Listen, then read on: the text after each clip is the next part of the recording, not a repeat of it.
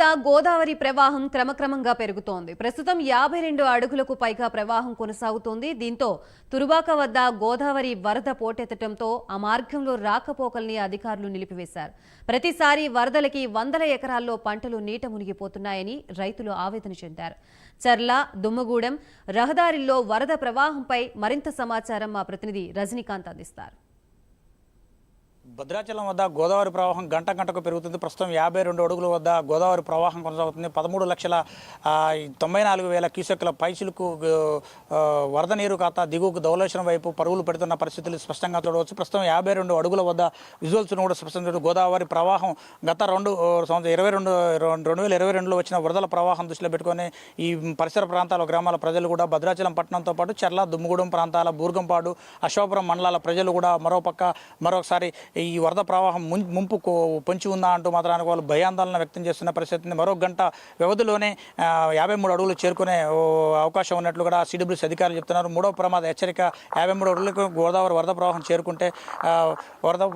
చేరుకుంటే కనుక మూడవ ప్రమాద హెచ్చరిక జారీ చేస్తారని అధికారులు కూడా చెప్తున్నారు. జారీ చేస్తే కనుక ఇప్పటికే చర్ల, దుమ్ముగూడెం రోడ్లో వెళ్ళే తూరుబాక వద్ద కూడా తెల్లవారుజామున వాటర్ గోదావరి ప్రవాహం రావడంతో ఒకసారిగా ఆ రోడ్డు నుంచి వెళ్ళే రాకపోకలను కూడా పూర్తిగా నిషేధించిన పరిస్థితి కనబడుతుంది. దాంతోపాటుగా ఇటు చర్ల, ఖమ్మం, భద్రాచలం నుంచి చింతూరు, ఒరిస్సాకు వెళ్ళే రహదారిలో చింతూరు మార్గం ద్వారా వెళ్ళే రహదారిలో గత 2 రోజుల క్రితమే పూర్తిగా రాకపోకలను కూడా నిలిపేసిన పరిస్థితి కనబడుతుంది. మరోపక్క ఇది భద్రాచలం పట్టణానికి ఆనుకోన్న 2 కిలోమీటర్ల దూరంలో తూర్బాక పట్టణం, పురుషోత్తపట్నం గ్రామం వద్ద కుకునూరు వేలపాడు వెళ్ళే రహదారిపై కూడా పూర్తిగా వాటర్ రావడంతో ఆ ప్రాంత ప్రజలు కూడా కొంత భయాందోళన నెలకొన్న పరిస్థితి. ఆ రోడ్డు కూడా పూర్తిగా భద్రాచలం చుట్టూ కూడా వాటర్ చేరిన పరిస్థితులు నెలకొన్న పరిస్థితులు అని చెప్పవచ్చు. భద్రాచలం మండలంలోని 4-5 కాలనీల్లో, భద్రాచలం పట్టణంలో 4-5 కాలనీలకి వరద వాటర్ వచ్చే అవకాశాలు ఉన్నట్లు కూడా ప్రస్తుతం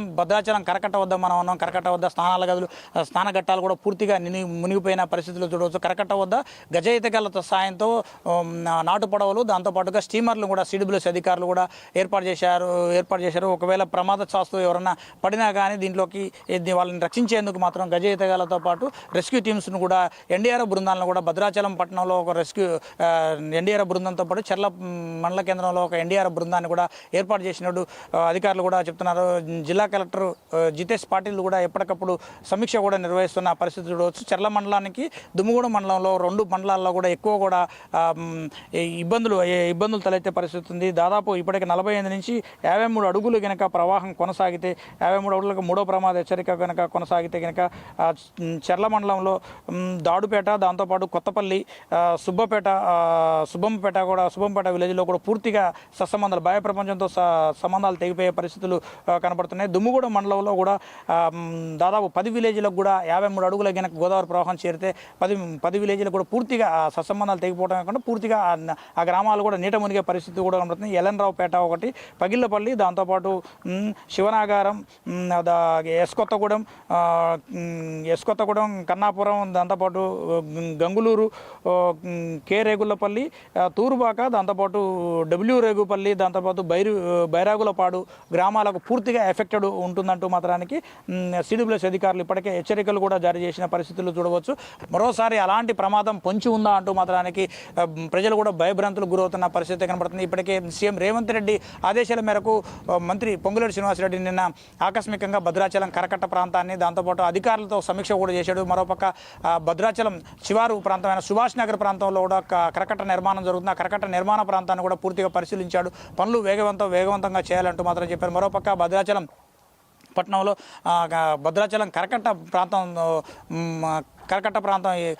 స్టార్టింగ్లో ఒక స్లూయిజ్ ఉంది. దాంతోపాటు రామాలయం టెంపుల్ పరిసర ప్రాంతాల్లో ఒక స్లూయిజ్ ఉంది. స్లూయిజుల ద్వారా భద్రాచలం గోదావరి నుంచి వరద ప్రవాహం స్లూయిజుల నుంచి టౌన్లోకి వచ్చే అవకాశం ఉన్న నేపథ్యంలో అక్కడ బాహుబలి మోటార్లు కూడా ఏర్పాటు చేసి ఆ మోటార్ల ద్వారా వాటిని కూడా వచ్చిన వాటర్ని కూడా, స్లూయిజుల ద్వారా వచ్చిన వాటర్ని కూడా లోపలికి గోదావరిలోకి మళ్ళీ పంపింగ్ చేసేందుకు కూడా అధికారులు రంగాన్ని సిద్ధం చేశారు. మొత్తం అన్ని రకాల ఏర్పాట్లు చేశారు. మరోపక్క చర్ల, దుమ్ముగూడెం మండలాల్లో కూడా 55 నుంచి 56 అడుగుల వరద ప్రవాహం చేరుతుందన్న సిడబ్ల్యూసీ అధికారుల హెచ్చరికల మేరకు చర్ల దుమ్ముగూడెం మండలాల్లోని 38 మంది గర్భిణీ స్త్రీలను నిన్న ఉదయమే తీసుకొచ్చి భద్రాచలం ఏరియా ఆసుపత్రికి తీసుకొచ్చి వాళ్ళు అక్కడ పునరావాసం కూడా కల్పించిన పరిస్థితులు ఉన్నాయి. మరోపక్క ఈ మూడో ప్రమాద హెచ్చరిక జారీ చేసే అవకాశాలు మరి కాసేపట్లో స్పష్టంగా కనిపిస్తున్నాయి. దాంతోపాటు 55 నుంచి 56 అడుగుల వరకు ఈరోజు సాయంత్రం వరకు గోదావరి ప్రవాహం చేరుకునే అవకాశాలు ఉన్న నేపథ్యంలో దాదాపు ఈ 5 మండలాలు భద్రాచలంతో పాటు చర్ల దుమ్ముగూడెం పినపాక బుర్గంపాడు మండలాల్లో కూడా పూర్తిగా 9 పునరావాస కేంద్రాలు కూడా ఏర్పాట్లు చేసి